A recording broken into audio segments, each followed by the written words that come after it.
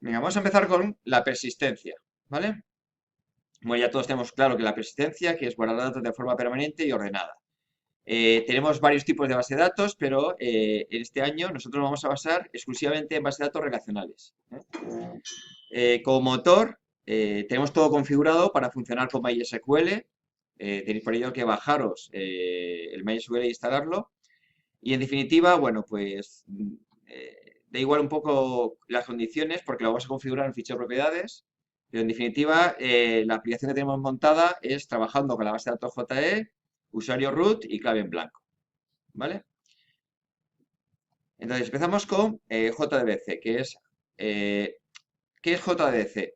Es el conector de Java que se utiliza para conectar desde una aplicación Java a unas bases de datos, digamos, relacionadas. En definitiva, es un conjunto de interfaces que debe implementar cada motor de base de datos. Por lo tanto, necesitamos una dependencia que es el motor que tengamos detrás. Y depende de cada motor esta implementación de JDBC. Por lo tanto, en nuestro caso, si utilizamos MySQL, tendría que poner esta dependencia en medio para poder atacar esa base de datos. Si utilizamos otro motor de base de datos, tendríamos que colocar esa dependencia de ese motor de base de datos. ¿Vale?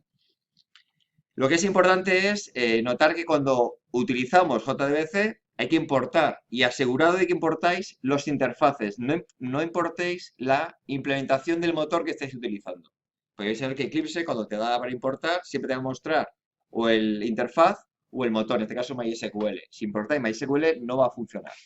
Eso siempre tenéis que importar los interfaces, que va a empezar por java.sql o lo que venga detrás. ¿Vale?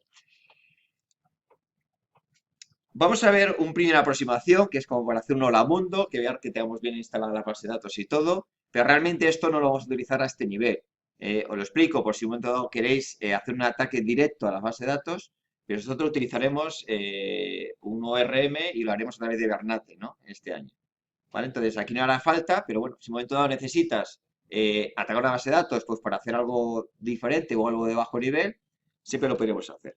Pero vamos a hacer ese hola mundo que me viene bien pues para introducirlo y para ver que tenemos todo ya bien configurado e instalado. En principio, para atacar por JDC, lo primero que tenemos que hacer es registrar el driver del motor de base de datos que voy a utilizar. Y esto depende de cada motor de base de datos que tengamos detrás. Normalmente, ello lo vamos a configurar a través de un fichero de propiedades, para que de forma dinámica, una vez que he hecho un despliegue, pueda cambiar de motor de base de datos. También tenemos que con ello ya tendríamos el driver configurado. Lo siguiente que habría que hacer es conectarse con las bases de datos. Eso se haría a través de un manejador de drivers de una clase de Java y en el cual necesitaremos configurar tres aspectos. Una es la URL donde está situada mi base de datos, el usuario con que tengo que atacar y la clave con que tengo que atacar. Ejecutaríamos a través de esta clase de Java un método que sea obtener una conexión y lo que haríamos es ya tener una conexión física con la base de datos de mi aplicación Java. Una vez que ya tengo esta conexión, lo que me queda ahora es mandarle peticiones a esa base de datos. Esas peticiones se hacen a través de una clase que es sentencia, en el cual va a envolver esa orden SQL. Entonces, esta sentencia lo que tiene es ese SQL que yo voy a lanzar o los resultados de esas consultas que hago en la base de datos. ¿Vale?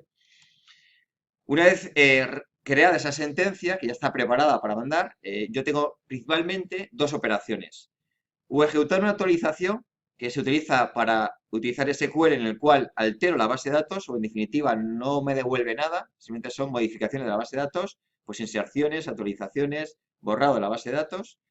O ejecuto un método que es ejecutar una consulta, ¿vale? Que son aquellas típicas para que te vuelve resultados de esa consulta sobre la base de datos. Normalmente el típico select de SQL. Y voy a ejecutar una de estas dos opciones.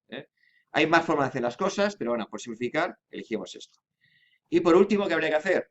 Obtener el resultado que me lo devuelve a través de un objeto de la clase ResultSet y lo que tendré que hacer es recorrer este objeto y ir extrayendo el resultado de la consulta.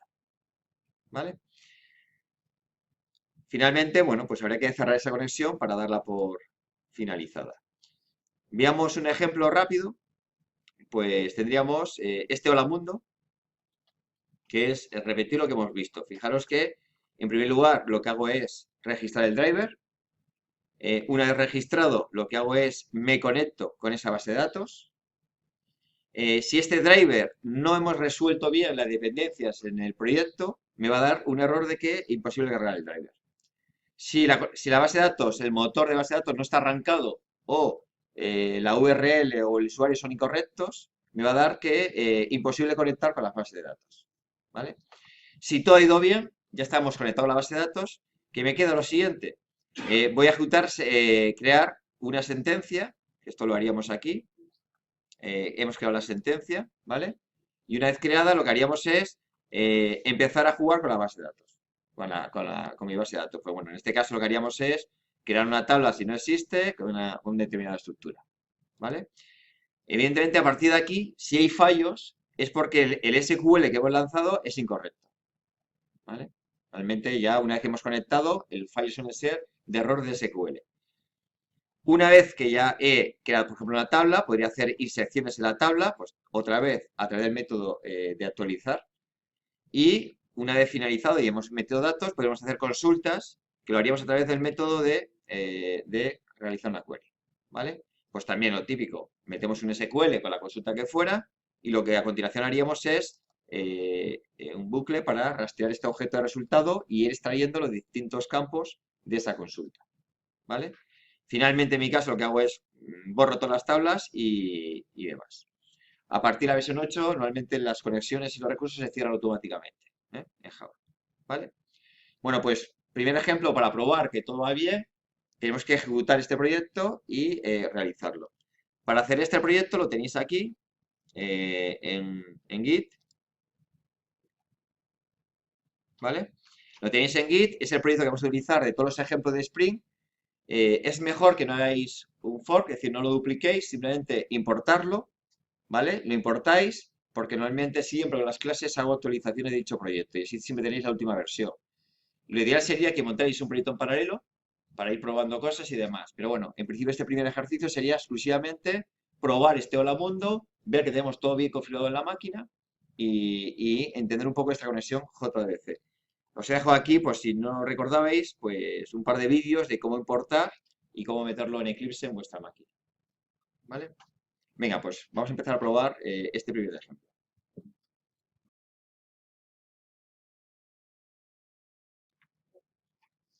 Vamos a ver ahora las transacciones directamente de JDBC. Siempre que hemos atacado con SQL, cada vez que atacamos a la base de datos, da por hecho que eso es una operación atómica. Es decir, que va a coger el SQL que le lancemos, lo va a ejecutar de una manera completa, entonces o hace todo o si no, recupera y no hace nada. ¿Vale? Entonces, ¿qué ocurre si queremos lanzar en una conexión varias peticiones SQL y queremos trabajar todas como una transacción? De tal manera que todas esas conjuntamente se traten como atómicas, ¿vale? Entonces, lo que hay que hacer es establecer un begin cuando empieza la transacción y finalmente, si todo ha ido bien, hacemos un commit para finalizarla o hacemos un rollback para recuperar la situación, ¿vale? A ver, ¿cómo haríamos esto desde JDBC?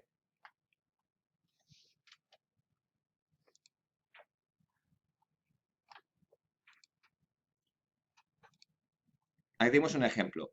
Repetimos que por defecto, cuando nosotros lanzamos una petición, se supone que siempre cada petición SQL es una transacción en sí misma. Entonces, lo primero que tendría que hacer es indicarle que anulamos el autocommit. Porque en el fondo lo que estamos haciendo es que cuando hacemos una petición SQL, existe un autocommit. Cuando se termina, se hace commit automáticamente. Entonces, lo que hacemos es anular este autocommit, lo ponemos a falso. ¿Vale? En definitiva, esto sería algo similar a hacer el begin de una transacción. A continuación, le podemos ejecutar varias sentencias, ¿vale? Varias sentencias SQL diferentes, y en este caso hemos hecho de una manera predelimitada dos sentencias que van a dar un error, porque intentamos meter la misma clave primaria, ¿vale? ¿Qué va a ocurrir?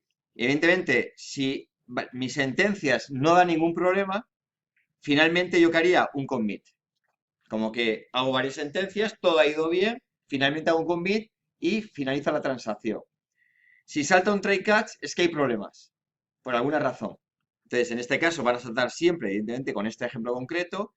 Entonces, try catch lo que hacemos es un rollback, y con lo cual recuperamos la situación anterior. Y en ese caso, ninguna de las inserciones se han ocurrido. ¿Vale? Venga, pues probar este ejemplito.